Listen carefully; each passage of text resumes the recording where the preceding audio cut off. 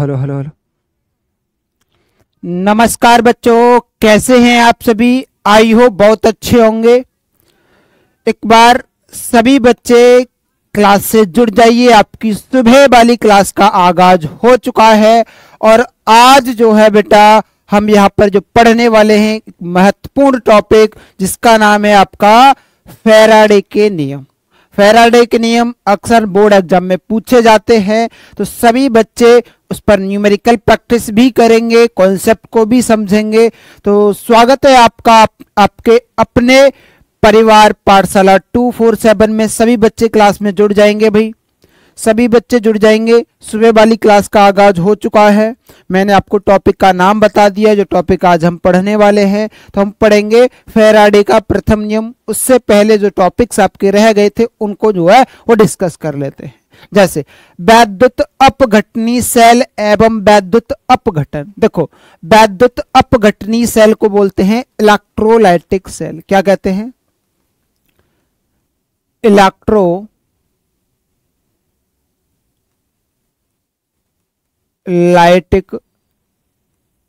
Cell. क्या कहते हैं? इलेक्ट्रोलाइटिक सेल कहते हैं। ठीक है, वैद्युत अपघटनी सेल को क्या कहते हैं? इलेक्ट्रोलाइटिक सेल जो है वो हम कहते हैं। एक बार देखेंगे, समझेंगे क्या होता है इलेक्ट्रोलाइटिक सेल। देखो, हालांकि मैं आपको बता दूं, जो इलेक्ट्रिसिटी को देखो हमने एक तो दो प्रकार के सेल पढ़े, एक तो वैद्युत रासायनिक सेल और एक आपको इलेक्ट्रोलाइटिक मतलब आपका वैद्युत अपघटनी सेल। देखो, वैद्युत रासायनिक सेल में क्या होता था कि रासायनिक ऊर्जा को हम विद्युत ऊर्जा में बदलते थे। इसमें उसका उल्टा होता है, उसमें होता है विद्युत ऊर्जा को रसायन ऊर्जा में, विद्युत ऊर्जा को रसायन ऊर्जा में हम परिवर्तित करते हैं। उसी को हम इलेक्ट्रोलाइटिक सेल कहते हैं। इसमें हमें एक बाहरी स्रोत की आवश्यकता होती है जिसे हम बैटरी कहते हैं। ये अस्वतः अभिक्रिया करता है, नॉन स्पॉन्टेनियस रिएक्शन करता है, अस्वतः अभिक्रिया करता है। यहां पर डेल्टा जी गिब्स मुक्त ऊर्जा का मान धनात्मक होता है। क्या होता है? धनात्मक होता है। एक बार समझेंगे। वैद्युत अपघटन वह प्रक्रम है जिसमें किसी वैद्युत अपघटन के जलीय विलयन या उसकी गलित अवस्था में विद्युत धारा प्रवाहित कर अस्वतः रासायनिक अभिक्रिया को संपन्न कराया जाता है, उसे हम वैद्युत अपघटनी सेल इलेक्ट्रोलाइटिक सेल कहते हैं। ठीक है, एक बार इसका मैं एक डायग्राम आपके सामने बना करके दिखाता हूं। डायग्राम के माध्यम से चीजों को समझेंगे। ठीक है, ये हमारे पास क्या है? हमारे पास एक पात्र है। ठीक है, ये हमारे पास एक भैया पात्र है। ठीक है, चलो, और इसमें आपका वैद्युत अपघटनी जो विलयन है वो भरा हुआ है। ठीक है, इलेक्ट्रोलाइटिक सॉल्यूशन जो है वो भरा हुआ है। ठीक, चलो, अब यहां पर मैं इलेक्ट्रोडों की बात करूंगा, आपके इलेक्ट्रॉनों की बात करूंगा। तो देखो, यहां पर ये आपका इलेक्ट्रोड हो जाता है। ठीक है, ये आपके क्या हो जाते हैं? इलेक्ट्रोड। ये आपका एक इलेक्ट्रोड, एक इलेक्ट्रोड आपका ये। ठीक, ये आपका इलेक्ट्रोड हो गया, ये आपका इलेक्ट्रोड हो गया। अब इसको जो है जोड़ेंगे एक बैटरी के माध्यम से। किसके माध्यम से? एक बैटरी के माध्यम से इसे हम जोड़ेंगे भाई। ठीक है, एक बैटरी के माध्यम से इसे जोड़ेंगे।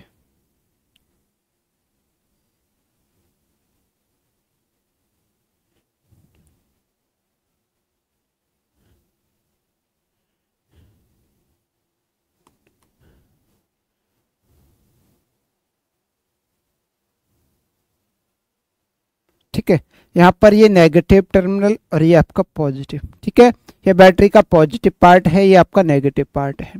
यहां पर ये आपका जो होगा वो होगा आपका एनोड। क्या होगा? एनोड होगा। ठीक है, ये आपका क्या होगा? एनोड होगा। ठीक, ये एनोड और ये आपका कैथोड। क्या होगा? ये आपका कैथोड। ठीक है, ये आपका क्या है, कैथोड है। ये आपकी बैटरी लगी हुई है, ये आपकी बैटरी जो है वो लगी हुई है। ठीक है, यहां तक बात क्लियर समझ में आई। ठीक है, और यहां पर आपका इसमें क्या होगा, इसमें होगा आपका वैद्युत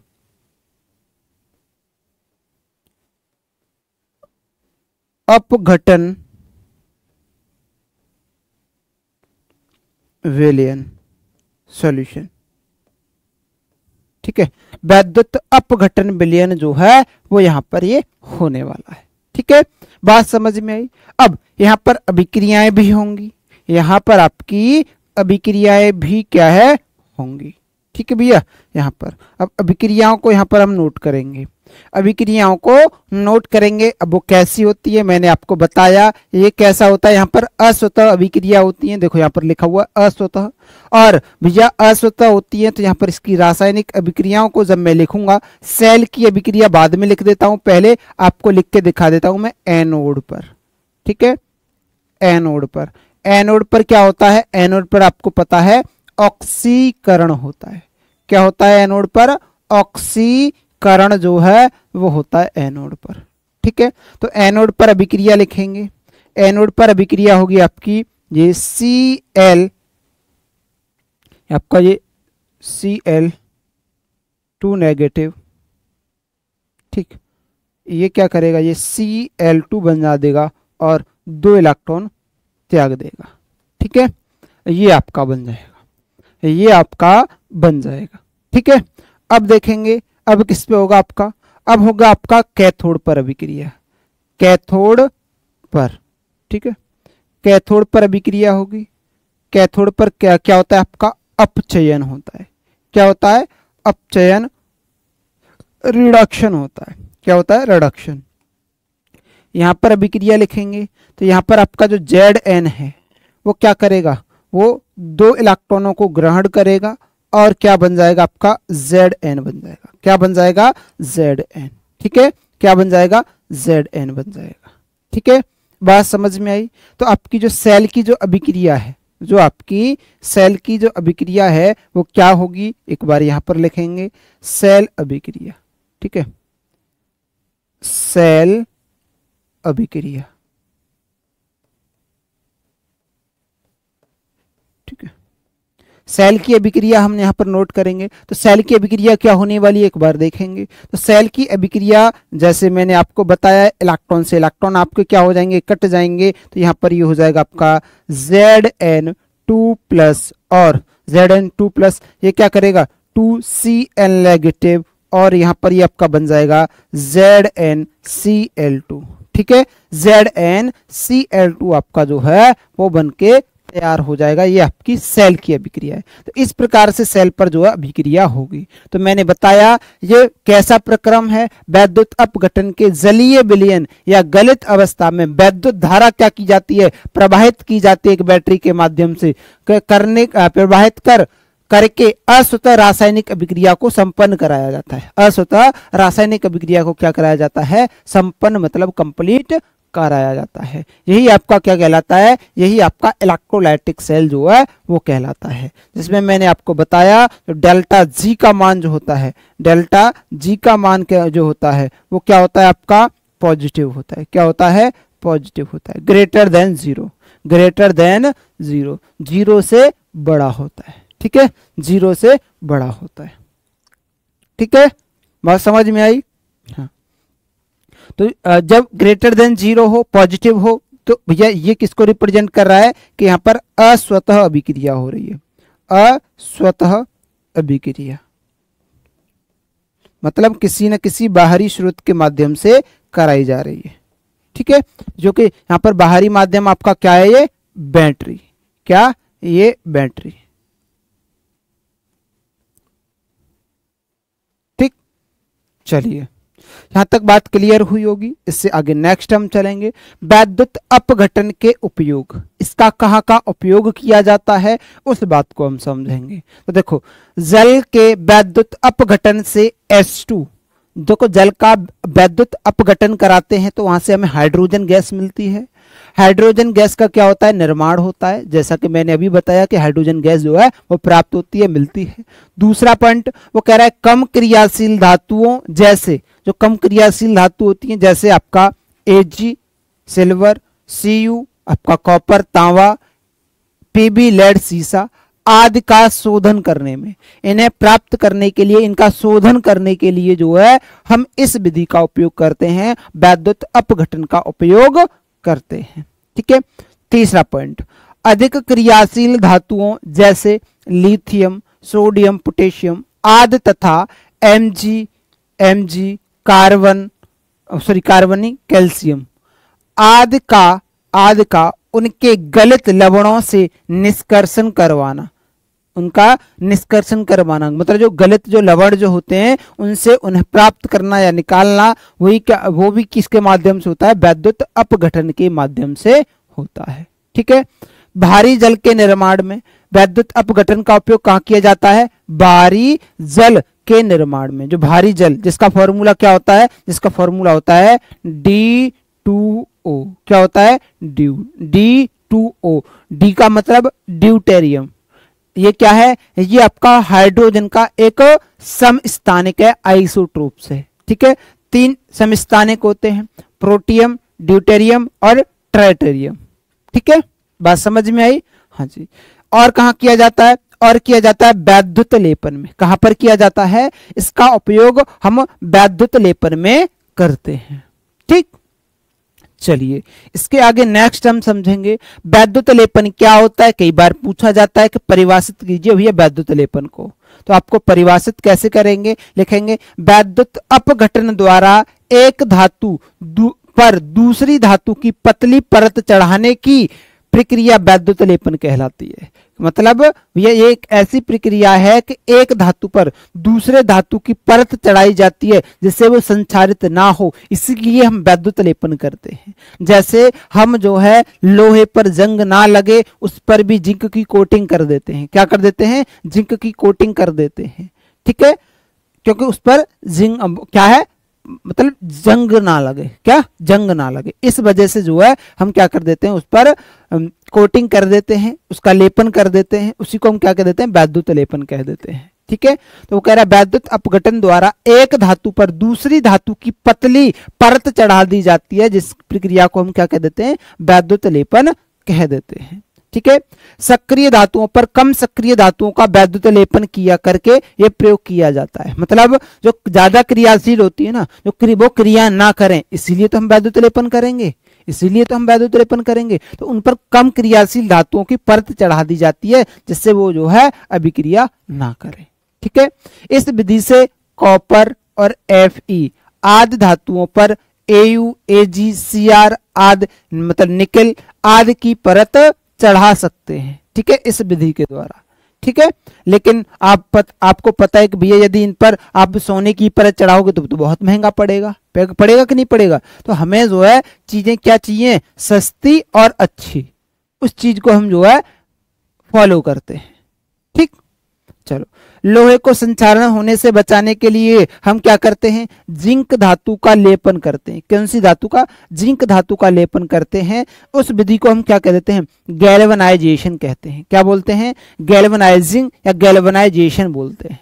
ठीक है, गैल्वेनाइजिंग मेथड बोल देते हैं या गैल्वेनाइजेशन कहते हैं। ये आपका कॉम्पिटिटिव एग्जाम में भी पूछा जाता है, चाहे आप एनडीए या कोई और एग्जाम सीडीएस वगैरह दोगे तो वहां पर जहाँ केमिस्ट्री आती है तो वहां पर ये पूछा जाता है। ठीक है, इस बात को आप ध्यान रखेंगे। सोने ऑरिक क्लोराइड, क्या ऑरिक क्लोराइड AuCl3। ठीक है, और आपका NaCN इस पर, मतलब इनकी ये क्या करता रहे, जैसे कि लोहे पर हम जिंक की करते हैं ऐसे ही इन पर करते हैं, ये संक्षारित ना हो इस वजह से। चांदी है, हालांकि ये ऑलरेडी क्या होते हैं, कम रिएक्टिव एलिमेंट होते हैं। सोना, चांदी, प्लेटिनियम ये आपके कम रिएक्टिव एलिमेंट ऑलरेडी होते हैं। ठीक है, चांदी वो कह रहा है silver nitrate AgNO3 silver nitrate की, और NaCN सोडियम साइनाइड का जलीय विलयन। ठीक है, इनकी क्या कर देते हैं, हम लेपन कर देते हैं जिससे उन पर वो संचारित नहीं होते हैं, वो संचारित आपके नहीं होते हैं। ठीक है, ये बात क्लियर हुई होगी। तो ये बातें आपको याद रखनी है क्योंकि यहाँ से एमसीक्यू क्वेश्चन जो है वो बन जाते हैं। ठीक है, चलिए इसके बाद आपका पॉइंट आता है, आपका अगला टॉपिक जो आता है, जो मैंने बताया था कि आज का महत्वपूर्ण टॉपिक आपका फैराडे का नियम। क्या? फैराडे का नियम। फैराडे का नियम बहुत महत्वपूर्ण टॉपिक है, पूछा जाता है आपके एग्जाम में कि फैराडे का नियम किसे कहते हैं, इसे परिभाषित कीजिए, तो आपको बताना होगा। ठीक है, क्या होता है एक बार देखेंगे। माइकल फैराडे ने 1834 में वैद्युत अपघटन में प्रवाहित होने वाली वैद्युत धारा की मात्रा तथा इलेक्ट्रोड पर निक्षेपित होने वाले पदार्थ की मात्रा के बीच संबंध, मतलब उनके बीच में मात्रात्मक संबंध स्थापित किया। किसने? फैराडे ने। ठीक है, जिन्हें फैराडे के वैद्युत अपघटन के नियम से जाना जाता है, हम कहते हैं। ठीक है, उन्होंने क्या बताया कि जब देखो हम क्या कराते हैं, अभी मैंने आपके सामने पात्र बनाया, ये इलेक्ट्रोड थे, इसमें इलेक्ट्रिसिटी क्या होती है? प्रवाहित होती है। जब इलेक्ट्रिसिटी प्रवाहित होती है तो देखो वो कह रहा है कि विद्युत धारा, मतलब प्रवाहित होने वाली विद्युत धारा आई, जो आपकी जो आई जो है वो, और इलेक्ट्रोड पर निक्षेपित जो आपके इलेक्ट्रोड है ना, इस पर जो निक्षेपित जो आपका जो धातु की जो मात्रा जो होती है, उसका जो वेट जो होता है ना, कितनी मात्रा में आपका जो पदार्थ है वो इकट्ठा हो रहा है, मतलब आपको प्राप्त हो रहा है। ठीक है, तो भैया वो उस की बारे में, उसके बीच में जो संबंध जो बताया था वो किन्होंने बताया था? वो आपके क्या बताया था? Michael Faraday. किसने? माइकल फैराडे ने बताया था। ठीक है, किसने? माइकल फैराडे ने बताया था। कैसे बताया था, क्या बताया था? तो इनके दो नियम थे, पहला नियम क्या है, दूसरा नियम क्या है, दोनों नियम को समझने वाले हैं। ठीक है, और उनका उपयोग भी करेंगे न्यूमेरिकल्स में। उनका प्रथम नियम क्या था? प्रथम नियम कहता है इनका, वैद्युत अपघटन में कैथोड तथा एनोड पर मुक्त होने वाली पदार्थ की मात्रा, जो कैथोड या एनोड पर जो पदार्थ की मात्रा जो मुक्त होती है, ठीक है, जो इकट्ठी हो जाती है, बिलियन में प्रवाहित होने वाली विद्युत धारा की मात्रा के क्या होगा? समानुपाती होगा। मतलब जो उसमें विद्युत धारा जो प्रवाहित हो रही है ना, जो विद्युत धारा प्रवाहित हो रही है उसके समानुपाती होगा। तो देखो उसने बोला है कैथोड और एनोड पर मुक्त होने वाले पदार्थ की मात्रा, जैसे हम किससे? W से रिप्रेजेंट करते हैं, W से, वेट मतलब भार, ठीक है, मात्रा। ठीक है, वो किसके समानुपाती होगा? विद्युत धारा प्रवाहित, जो आपकी विद्युत धारा प्रवाहित हो रही है, जो विद्युत धारा को हम किससे रिप्रेजेंट करेंगे? यहाँ Q से रिप्रेजेंट करेंगे। कैसे? Q से जो है वो रिप्रेजेंट करेंगे। ठीक है, Q से रिप्रेजेंट करेंगे। बात समझ में आई? तो ये बताया था। इसके बाद इन्होंने इस समानुपाती सिंबल को हटाने के लिए एक स्थिरांक लेके आए, तो W बराबर क्या हो जाएगा? ZQ। क्या हो जाएगा? ZQ। ठीक है, जो कि आपका यहाँ लिखा हुआ है। तो यहाँ पर ये क्या है? Z। यहाँ पर ये आपका एक स्थिरांक है जो कि वैद्युत रासायनिक तुल्यांक कहलाता है। क्या कहलाता है? वैद्युत रासायनिक तुल्यांक आपका कहलाता है। अब देखो आप ये चीज पढ़ते आए हो कि I बराबर, I मतलब ये विद्युत धारा बराबर Q मतलब आवेश अपॉन में T समय।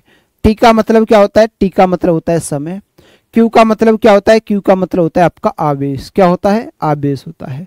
और I का मतलब क्या होता है? I का मतलब होता है आपका वैद्युत धारा। क्या होता है? वैद्युत धारा जो, ठीक है, ये होता है। ठीक है, ये आपका होता है विद्युत धारा। अब आपको पता है Q का मान, तो भैया Q बराबर क्या हो जाएगा? Q बराबर हो जाएगा I into T. I into T. तो भैया मैं क्या लिख सकता हूं? मैं लिख सकता हूं W बराबर यहाँ ये Z और यहाँ ये इंटू I इंटू टी। ठीक है, ये मैं आपको लिख के दे सकता हूं। मतलब यहाँ ये Z बराबर क्या हो जाएगा? I और ये T। ठीक है, I ऐसे आप स्मॉल I से लिख दोगे, या आप जो है इनटू में लगा करके ये I लिख दो कैपिटल और स्मॉल t। ठीक है, ये आपको पता होना चाहिए। ठीक है, एक ये बन जाता है। अब इसके बाद आप Z कैसे निकालोगे? आप Z कैसे निकालोगे? ये बात हमारे दिमाग में आती है। ठीक है, तो Z बराबर आपका फॉर्मूला होता है क्या? Z बराबर होता है आपका E अपॉन में F। क्या होता है? E अपॉन में F। ठीक है, E अपॉन में F। अब देखो यहाँ E क्या है? E आपका तुल्यांकी द्रव्यमान। क्या होगा? E आपका जो है वो तुल्यांकी द्रव्यमान होगा। तुल्यांकी द्रव्यमान। ठीक है, तुल्यांकी द्रव्यमान होगा। और एफ यहां पर क्या होगा, एफ आपका फेराडे फेराडे फेराडे का कांस्टेंट होगा। ठीक है, फेराडे नियतांक। ठीक है, क्या होगा, फेराडे नियतांक होगा। ठीक है, तो ये z बराबर आप ये नहीं लिखेंगे, इसे आप हटा देंगे, ये गलत लिखा हुआ है। ठीक है भाई, इसे आप क्या कर देंगे, हटा देंगे।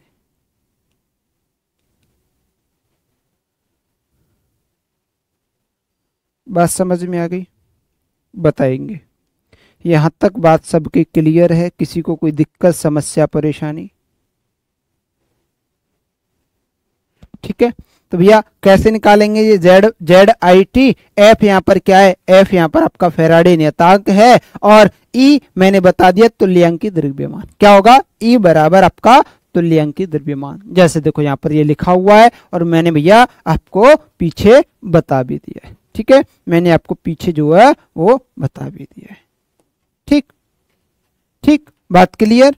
ये आप फेराडे नियतांक लिख लेंगे पूरा।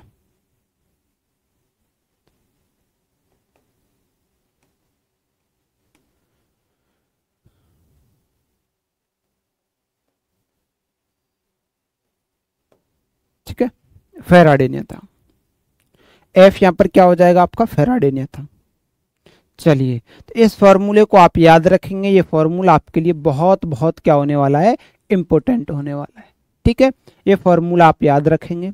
फेराडे का द्वितीय नियम क्या कहता है, फेराडे का द्वितीय नियम क्या कहता है, एक बार उसको समझेंगे, एक बार उसको समझेंगे। तो फेराडे का द्वितीय नियम कहता है, जब वैद्युत धारा, जब वैद्युत धारा, ठीक है, जब वैद्युत धारा की समान मात्रा विभिन्न वैद्युत अपघटयों के विलयन में से समान समय में प्रवाहित की जाती है, तो इलेक्ट्रोडों पर मुक्त होने वाले भिन्न भिन्न पदार्थों की मात्राएं उन पदार्थों के रासायनिक तुल्यांकी के समानुपाती होती है। किसके, रासायनिक तुल्यांकों के समानुपाती होती है।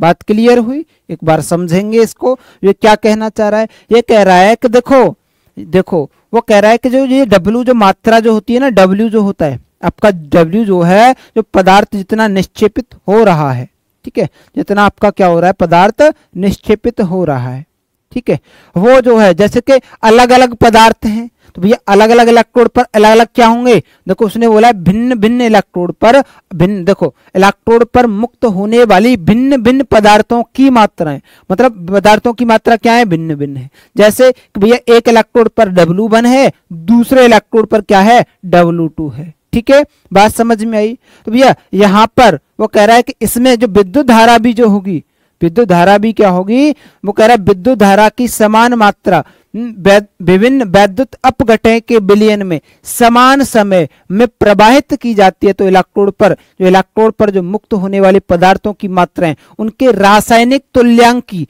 जो आपका जो रासायनिक तुल्यांकी जो होता है ना, उसके क्या होती है, उसके समानुपाती होती है, उनके क्या होती है। तो जब देखो ये अलग होगा तो Z1, ये भी है, जे भी तो 1 होगा। और वो कह रहा है कि देखो इसने बोला है जब विद्युत धारा की समान मात्रा, तो विद्युत धारा I इंटू टी जो है ना, वो तो समान मात्रा में दी जा रही है, इस वाले में भी और इस वाले में भी, इस वाले में भी, दोनों में। क्योंकि देखो आप स्टेटमेंट को पढ़ेंगे ना और तब ड्राइव करेंगे चीजें को, बहुत अच्छे तरीके से चीजें क्लियर हो जाती है, बहुत अच्छे तरीके से। ठीक है, बहुत अच्छे तरीके से। हमने क्या किया, हमने स्टेटमेंट को पढ़ा, उसने बोला कि जब वैद्युत धारा की समान मात्रा देखो वैद्युत धारा दोनों में क्या है, समान है, विभिन्न वैद्युत अपघट के विलयन में समान समय भी क्या है, समान है, विद्युत धारा भी क्या है आपकी, समान है, समय भी क्या है, समान है। तो इलेक्ट्रोड पर मुक्त होने वाली, तो इलेक्ट्रोडों पर जो मुक्त हो रही है पदार्थ की मात्रा जो है वो क्या है, अलग अलग है। वो क्या है, इस पर W1 है, इस पर W2 है। तो वो कह रहा है उन पदार्थों की रासायनिक तुल्यांक के समानुपाती होगी। तो रासायनिक तुल्यांक इसका 1 है और इसका भी उसके समानुपाती होगी। इसका मतलब ये है कि भैया ये भिन्न होगी तो ये भी भिन्न होगी, ये भिन्न होगी तो ये भी भिन्न होगी। समानुपाती का मतलब होता है कि भैया जो जैसा होता है वो वैसे के लिए क्या कह देता है कि ये समानुपाती। व्युत्क्रमानुपाती का मतलब हो जाता है कि उल्टा। वो कह रहा है कि भैया मुझे इधर जाना है, नहीं मैं तो उल्टा करूंगा, मैं तो इधर जाऊंगा। समझ में आ गया? समानुपाती का मतलब भैया मैं इधर जा रहा हूं तू भी इधर चल, मतलब दोनों इधर ही जाएंगे। बात समझ में आई कि नहीं है? तो मुझे कह रहा है तो मतलब वो कह रहा है कि भैया भिन्न भिन्न है, अलग अलग है, तो इसका W1 है तो Z1 होगा, W2 है तो Z2 हो जाएगा। ठीक है, ये स्टेटमेंट हमारे परिभाषा के अकॉर्डिंग जो है वो निकल के आए, हमने इसे गणितीय रूप में लिख लिया। ठीक है, अब यहां से उन्होंने साफ साफ बता दिया है कि देखो W1 जो है वो समानुपाती किसके होगा? Z1 के। ऐसे ही W2 जो है वो समानुपाती किसके होगा? Z2 के। होगा कि नहीं होगा? बिल्कुल बोला है उसने। बोला है कि नहीं बोला? जी सर बिल्कुल बोला है। अच्छा जी, तो यहीं से एक बात हमें समझ में आती है कि पीछे अभी हमने पढ़ा था कि Z बराबर क्या होता है? Z बराबर फॉर्मूला होता है आपका E/F। होता है कि नहीं होता? अब Z के सेलेक्टिव प्रोपोर्शनल क्या हो गया आपका? E हो गया। ई हो गया कि नहीं हो गया? बिल्कुल हो गया। तो देखो मैं यहां पर क्या लिख दूंगा? मैं लिख दूंगा कि देखो Z1 जो है वो डायरेक्टली प्रोपोर्शनल होगा किसके? E1 की। होगा कि नहीं होगा? ये यहां से संबंध में आपको बता रहा हूं। ठीक है, इसके अकॉर्डिंग। अच्छा जी, Z2 जो है वो डायरेक्टली प्रोपोर्शनल होगा किसके? E2 के। होगा कि नहीं होगा? अब देखो ये W1 जो है Z1 के समानुपाती है, Z1 E1 के समानुपाती है, तो भैया इससे तो ये बात भी हमें समझ में आ गई है कि देखो E1 जो है W1 के समानुपाती हो जाएगा। E1 जो है वो W1 के क्या हो जाएगा? समानुपाती हो जाएगा। W1 बराबर समानुपाती रेसिप्रोकल किसके हो जाएगा? E1 के। ऐसे यहां पर मैं W2 रेसिप्रोकल का सिंबल लगाऊंगा समानुपाती का और लिख दूंगा E2। होगी की बात नहीं क्लियर? एक बार बताएंगे सभी बच्चे, एक बार सभी बच्चे बताएंगे क्या स्टेटमेंट आपके क्लियर हुए? किसी को किसी प्रकार की कोई भी देखकर समस्या परेशानी बताएंगे, है ना? बताएंगे भैया। आपके यहां तक बात बिल्कुल क्लियर हुई होगी, यहां तक किसी को किसी भी प्रकार की कोई भी समस्या नहीं हुई होगी।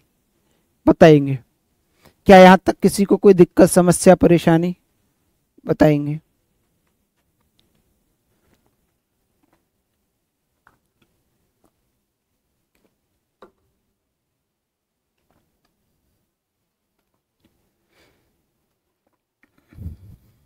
ठीक है भाई, चलो देखो वही वाली बात जो मैंने यहां पर ड्राइव करके बताई है ना, वो इन्होंने यहीं पर उस तरीके से बताई है। ठीक है, उस तरीके से बताई है। उन्होंने कहा है कि देखो W1 जो है वो किसके बराबर हो जाएगा? वो आपका Z1 के बराबर हो जाएगा। W2 जो है वो किसके बराबर हो जाएगा? Z2 के बराबर हो जाएगा। इसे मैं लिख सकता हूं W1 जो है वो किसके बराबर हो जाएगा? E1 के बराबर। W2 जो है वो किसके बराबर हो जाएगा? E2 के बराबर। तो ये सीधी सीधी बात हो जाएगी कि क्या कि भैया ये इसके बराबर हो जाएगा। Z1 जो है वो E1 के बराबर हो जाएगा, Z2 जो है वो E2 के बराबर हो जाएगा। और यही स्टेटमेंटों ने बोला है। तो भैया यहां से सीधी सीधी बात पता चल गई कि Z जो है वो किसके समानुपाती है? E के समानुपाती है। किसके समानुपाती है? E के समानुपाती है। और वैसे भी देखो आपने फॉर्मूला पढ़ा है ना, फॉर्मूला क्या बताया था? मैंने बताया था Z बराबर E/F, E/F। ठीक है, E/F जो ये फॉर्मूला बताया था कि नहीं बताया था? जी सर बिल्कुल बताया था, बिल्कुल बताया था। तो यहां से यही तो पता चल रहा है कि ये समानुपाती है, तभी तो ये इसके बराबर है, नहीं तो नहीं होता ना, नहीं तो नहीं होता। या मान लो मैंने वहां पर वैसे ही लिख दिया कि फैराडे का प्रथम नियम जो है ना, हालांकि मैं आपको बता दूं फैराडे का जो प्रथम नियम जो है वो सिर्फ यहां तक इस वाले फॉर्मूले तक ड्राइव करके बताता है। ठीक है, द्वितीय नियम बताता है कि WZ1 जो है ना वो E1 के बराबर होगी। दूसरे वाले में ही तो प्रूफ करवाया है। देखो ये इसके बराबर दे दिया, अलग अलग दे दिया, हाँ जी। अब इसके बराबर उसका द्वितीय नियम क्या कहता है? द्वितीय जब इसके बराबर है तो उसने कहा कि E1 E2 के बराबर होगी। क्या है, E2 के बराबर होगी। जब E2 के बराबर होगी, देखो E1 W1 जो है वो किसके, E1 E2 के बराबर होगी। जब E2 के बराबर हो जाएगी तो वो किसके बराबर हो जानी चाहिए, Z1 के बराबर होनी चाहिए। अब Z1 के बराबर हो जाएगी तो W1 बराबर आपस में हो जाएंगे। तो ये स्टेटमेंट उन्होंने ये बताया, ठीक है। लास्ट में ये निकल के आता है, क्योंकि तभी तो हम क्या करते हैं, तभी तो हम फॉर्मूला पढ़ के आते हैं, W बराबर फर्स्ट नियम के अकॉर्डिंग Z I और T, ये पढ़ के आते हैं। अब हम क्या लिख सकते हैं कि भैया उन्होंने कह दिया कि Z जो है डायरेक्टली प्रोपोर्शनल होगी किसके, E के, तो मतलब उन्होंने कह दिया कि Z बराबर क्या होगा, E। अब इस समानुपाती सिंबल को हटाने के लिए क्या करते हैं, एक स्थिरांक लेके आते हैं, वो फैराडे वाला ले आए हम। क्या ले आए, फैराडे वाला। अब Z का मान हम उसमें डाल दें तो क्या निकल के आता है, जब W बराबर E अपॉन में F, और ये आपका हो जाएगा I और ये हो जाएगा आपका T, ठीक है। ऐसे फॉर्मूला निकल के आ जाता है जो वहां पर बता दिया था, ठीक है। तो ये बातें एक दूसरे से रिलेटेड हैं, आपको अच्छे तरीके से समझ में आ रही होंगी, ठीक है भाई। चलो, तो देखो वो कह रहा है किसी इलेक्ट्रोड पर निक्षेपित पदार्थ के मोलों की संख्या अभिक्रिया में विनिमय किए गए इलेक्ट्रॉनों के मोलों की संख्या के क्या होती है, समानुपाती होती है। तो आपका जो फाइनल फॉर्मूला जो बनता है ना, वो क्या निकल के आता है, वो निकल के आता है W बराबर क्या, ये E इंटू में I इंटू में T अपॉन में N इंटू में F, क्या, N इंटू में F। इस वाले फॉर्मूले को आप यूज में लेके आओगे क्वेश्चंस में, ठीक है। वो यही कह रहा है कि देखो पदार्थ के मोलों की संख्या, ये जो आपका N है ना, ये आपका N क्या है, ये आपका N जो है वो मोलों की संख्या है। क्या है, पदार्थ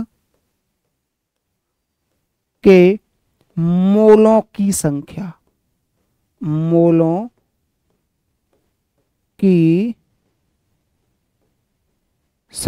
ठीक है।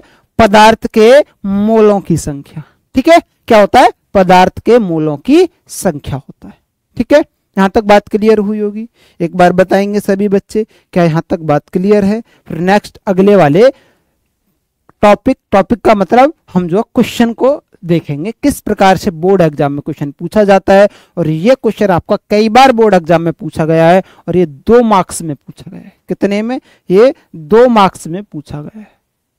2 मार्क्स में बोर्ड एग्जाम में पूछा हुआ प्रश्न है, ठीक है।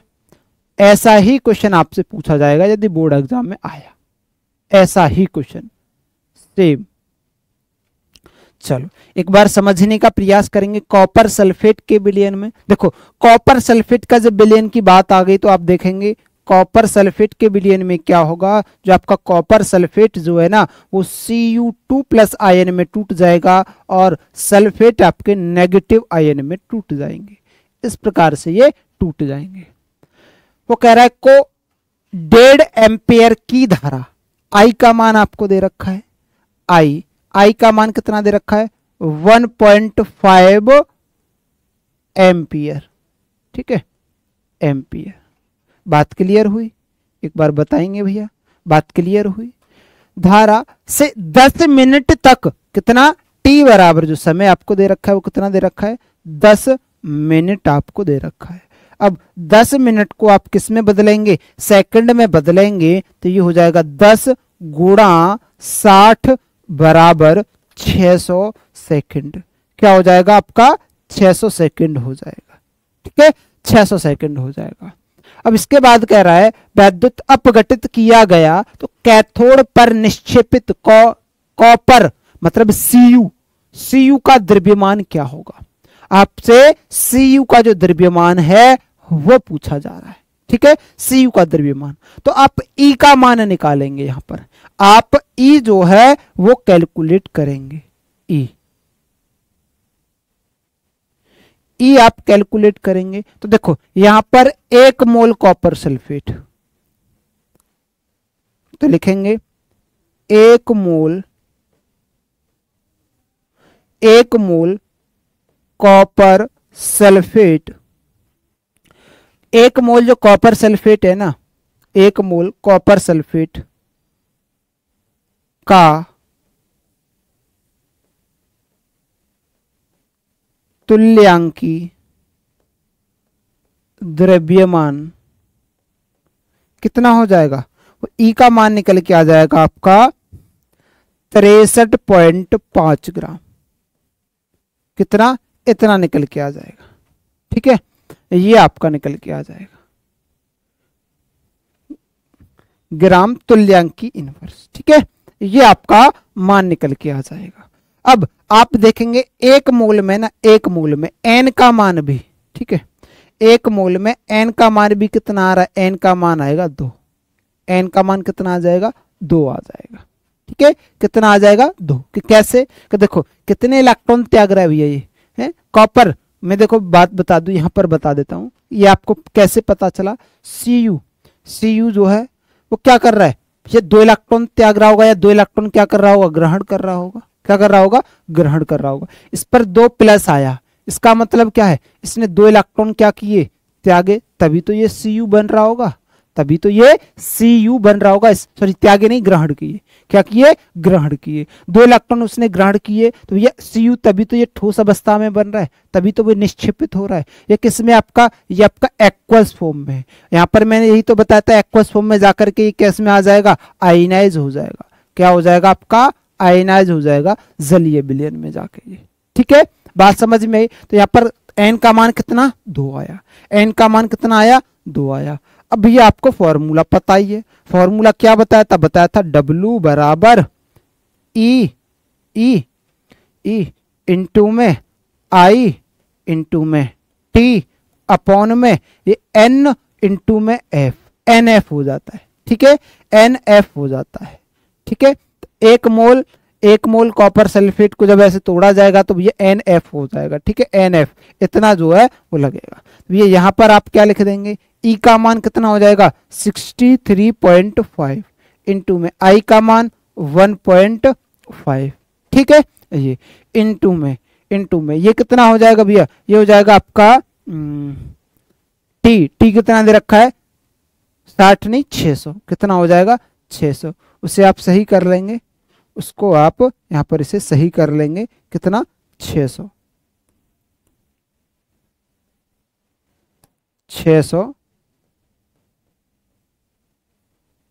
सेकंड। ठीक है, 600 सेकंड अपॉन में एन का मान कितना, एन का मान 2 और एफ का मान कितना होता है, 96,500। कितना, 96,500। ठीक है, 96,500 एफ का मान होता है। तो ये यहां पर मैं लिख देता हूं, एफ का मान कितना, एफ का मान 96,500। ठीक, ये वाली बात समझ में आ गई। भैया आप इसे क्या कर लेंगे, सॉल्व कर लेंगे। 2 जीरो से 2 जीरो कैंसिल हो जाएंगी कि नहीं हो जाएंगी, बिल्कुल हो जाएंगी। अब आप जो है इसे काटेंगे कितनी बार, ये 3 बार काट देगा, बिल्कुल काट देगा। तो भैया 1.5 दूनी 3 और 1.5 4.5, तो ये हो जाएगा 63.5 गुणा 4.5 अपॉन में हो जाएगा 963 ठीक है, 965। ठीक है, इसका आप इसमें मल्टीप्लाई कर देंगे और इसे जब सॉल्व करेंगे तो ये आपका आ जाएगा 0.2961 ग्राम। ठीक है, इतना आपका आ जाएगा। ठीक है, इतने ग्राम आपका जो वेट है वो निकल के आ जाएगा। ठीक है भैया, इतने ग्राम आपका जो वेट वो निकल के आ जाएगा। भैया इसी प्रकार के क्वेश्चंस जो हैं वो आपसे पूछे जाते हैं। ठीक है, इसी प्रकार के क्वेश्चन आपसे पूछे जाते हैं बोर्ड एग्जाम में। बहुत ही आसान है, बस इसकी ही वैल्यू जो है वो बदल दी जाती है। ठीक, यहां तक बात क्लियर हुई होगी सबके, एक बार बताएंगे। यहां तक बात सबके क्लियर हुई है?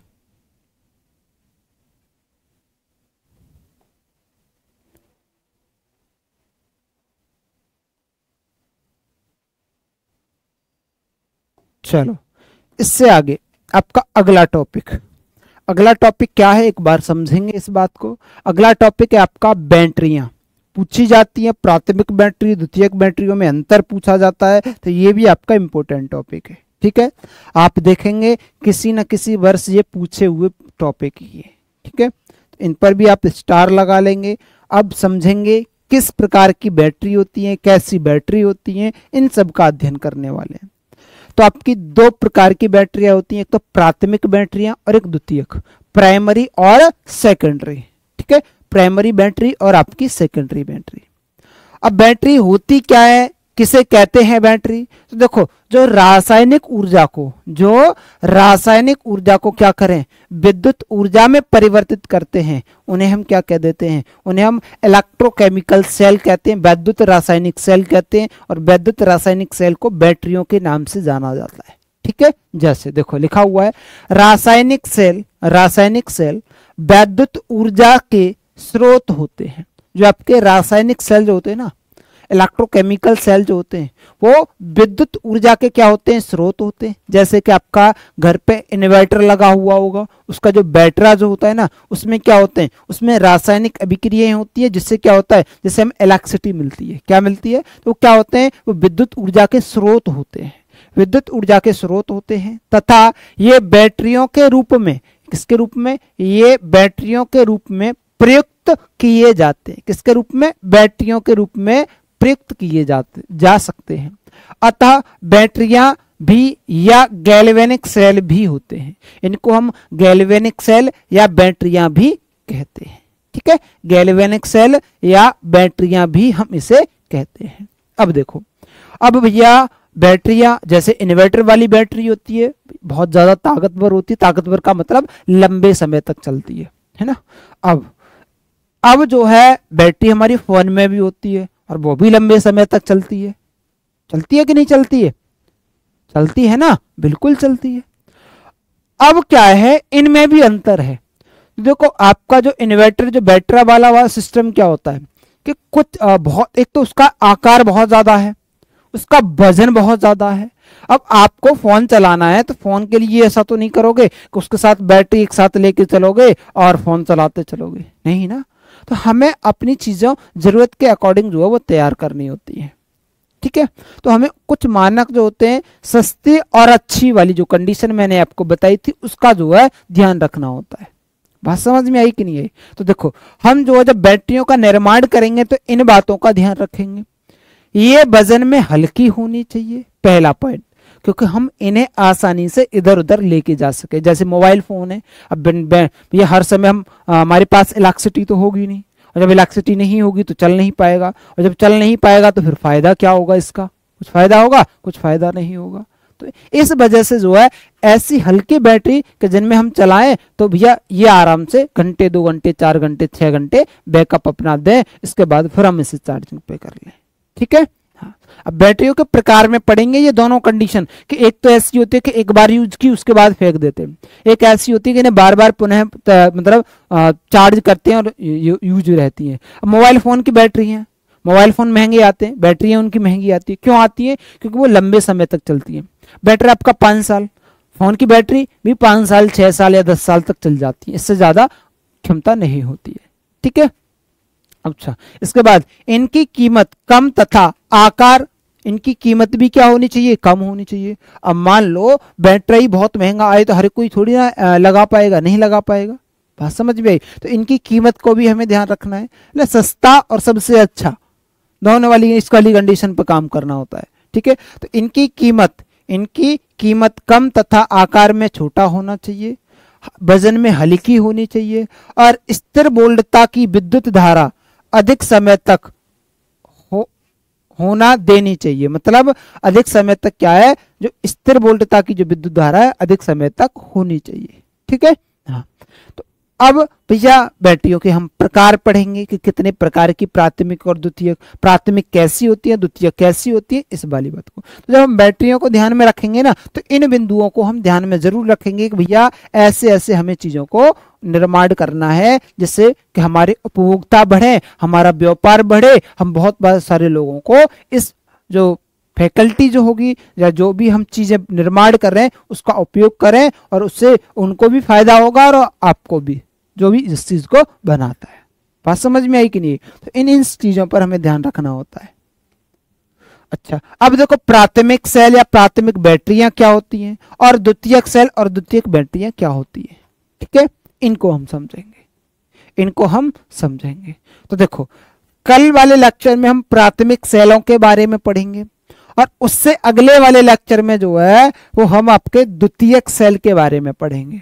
इसके बाद ये चैप्टर आपका खत्म हो जाएगा। तो लगभग आपके 2 लेक्चर और लगने वाले हैं और ये आपका चैप्टर कंप्लीट जो है वो हो जाएगा आपका। ठीक है, तो लगभग 10 से 11 लेक्चर्स में हम इस चैप्टर को बहुत अच्छे तरीके से न्यूमेरिकल प्रैक्टिस के साथ हर एक टॉपिक को बहुत अच्छे तरीके से कवर कर चुके हैं। तो बेटा सभी बच्चे अपने साथियों के साथ क्लास को साझा करें, जिससे कि ये क्लास उन तक भी पहुंच पाए और उन्हें भी पता चले कि देखो किस तरीके से चीजें पढ़ी जाती हैं और क्या क्या हमारे लिए इम्पोर्टेंट है। ये कंटेंट वो कंटेंट है जो एग्जाम ओरिएंटेड है, मतलब एग्जाम में आप प्रीवियस ईयर के क्वेश्चन पेपर उठाएंगे तो यही से ही प्रश्न पूछे गए हैं, आपके एग्जाम यहां से बाहर नहीं आने वाला। यदि आप इस पर प्रैक्टिस बहुत अच्छी कर लेंगे तो आपको किसी भी प्रकार की कोई भी समस्या नहीं होने वाली। ठीक है, चलिए यहां तक बात समझ में आ गई होगी भैया, सभी के यहां तक बात समझ में आ गई होगी। ठीक है, अब ये जो आपको कंटेंट पढ़ाया जा रहा है इसका कहां पर नोटिफिकेशन मिलता है, कहां पर इसकी पीडीएफ मिलती है। तो देखो पीडीएफ तो आपको इसकी प्रोवाइड नहीं कराई जाएंगी। ठीक है, इसका आपको पॉज करके स्क्रीनशॉट लेके आप कोई नोट्स बना सकते हो। यदि आप चाहते हो कि भैया हम बहुत अच्छे तरीके से नोट्स हमको प्रोवाइड कराए जाएं, तो उसके लिए आपको क्या करना होगा, उसके लिए आपको बैच को परचेज करना होगा। और आप ये चाहते हो कि नहीं हम बैच को परचेज नहीं कर सकते, तो आपके लिए यहाँ पर जो आप क्या करेंगे, टेलीग्राम चैनल को ज्वाइन करेंगे। वहां पर आपके लिए फ्री ऑफ कॉस्ट क्या पड़ा हुआ है, स्टडी मटेरियल पड़ा हुआ है जिसकी कोई भी कॉस्ट नहीं है। और यूट्यूब पर बेटा शाम को 8 से 9 क्लास 12th के लिए, कौन सी क्लास के लिए, क्लास 12th के लिए जिसमें आप पढ़ते हैं, उसके लिए यूट्यूब पर सेशंस किए जाते हैं जिसमें आपको numerical practice, numerical NCERT series जो है वो चलाई जाती है, जिसमें न्यूमेरिकल्स को हम डिस्कस करते हैं जो आपके एग्जाम ओरिएंटेड है। ठीक है, एनसीईआरटी के जो है। यदि आपका भी सपना है, आप भी चाहते हो कि हम बोर्ड एग्जाम में बहुत बेहतर करें, अपना नाम रोशन करें, हम टॉपर बने, तो अब जल्दी से क्या करेंगे भैया, पाठशाला 247 board exam prep Telegram channel को ज्वाइन करेंगे, क्योंकि वहां पर आपको क्लासेस के नोटिफिकेशन मिलेंगे, फ्री ऑफ कॉस्ट आपको कंटेंट प्रोवाइड किया जाएगा। और जो बच्चे चाहते हैं कि हमें एक डिसिप्लिन वे में पूरे सब्जेक्ट हमें मिल जाएं और वो भी कम पैसे में मिल जाएं, तो उसके लिए आपको क्या करना होगा, क्लास 11th के लिए अर्जुना बैच और क्लास 12th के लिए लक्ष्य बैच को परचेज करना होगा। आप जिस क्लास में हो, अब ये नहीं कि भैया हम 12th में तो हम 11th का भी परचेज करें, नहीं, आपको 12th का ही परचेज करना होगा। ठीक है, यदि क्लास 11th में हो तो क्लास 11th का, और क्लास 12th में हो तो क्लास 12th का जो बैच है वो आप क्या करेंगे, परचेज करेंगे, लक्ष्य बैच। ठीक है, लक्ष्य बैच आप परचेज करेंगे। यदि आप भी यूपी बोर्ड में टॉपर बनना चाहते हो, टॉप करना चाहते हो, बोर्ड एग्जाम में 95 या उससे प्लस अंक लेके आना चाहते हो, ये भी आपका एक सपना है, तो जल्दी से जल्दी आप एनरोल करेंगे। कैसे करेंगे, क्या क्या फीचर से समझेंगे।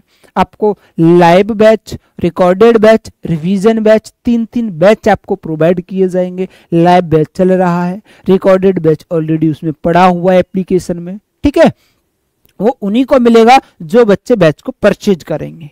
ठीक है, हर बच्चे को वो प्रोवाइड नहीं किया जाएगा। इसके बाद रिवीजन बैचेस भी चलाए जाएंगे, जिसमें उन्हीं बच्चों को मिलेगा जो क्लास को क्या करेंगे, परचेज करेंगे। ठीक है, तो 3 बैच, उसके लिए कोई भी एक्स्ट्रा फीस नहीं लगेगी, जो आप एक बार पे कर देंगे उसमें ही ये सब चीजें आपको प्रोवाइड कराई जाएंगी। इसमें आपको 3 साल के प्रीवियस ईयर के क्वेश्चन पेपर जो है वो कराए जाएंगे विद वीडियो सॉल्यूशन के साथ। ठीक है, एक सॉल्यूशन हम आपको करा चुके हैं, वो यूट्यूब पर पड़ा हुआ है, उसे वहां से आप देख लेंगे। ठीक है, इसके बाद 10 मॉक टेस्ट आपको दिए जाएंगे और 1 शॉर्ट रिवीजन क्लासेस आपको दी जाएंगी।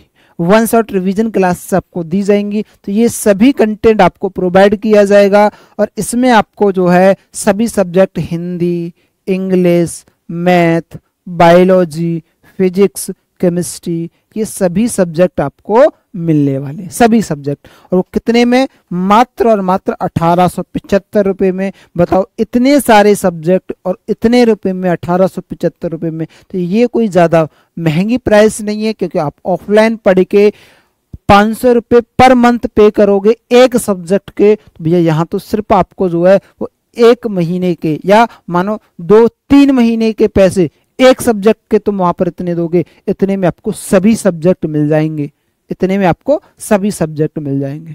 ठीक है, उसके साथ साथ बहुत सारा कंटेंट आपको एक्स्ट्रा मिलने वाला है। ठीक है, बात समझ में आई? एक सही गाइडेंस आपको समय समय पे दी जाएगी। तो ये सभी चीजें आपको दी जाएंगी। इसके साथ साथ अब सर कैसे करेंगे, तो एक बार बता देंगे प्रोसेस क्या है। आप प्ले स्टोर पे जाएंगे, वहां पर सर्च करेंगे, क्या आप सर्च करेंगे? पाठशाला 247। क्या सर्च करेंगे? पाठशाला 247 आप सर्च करेंगे और सर्च करेंगे तो इस प्रकार का एक लोगो आएगा।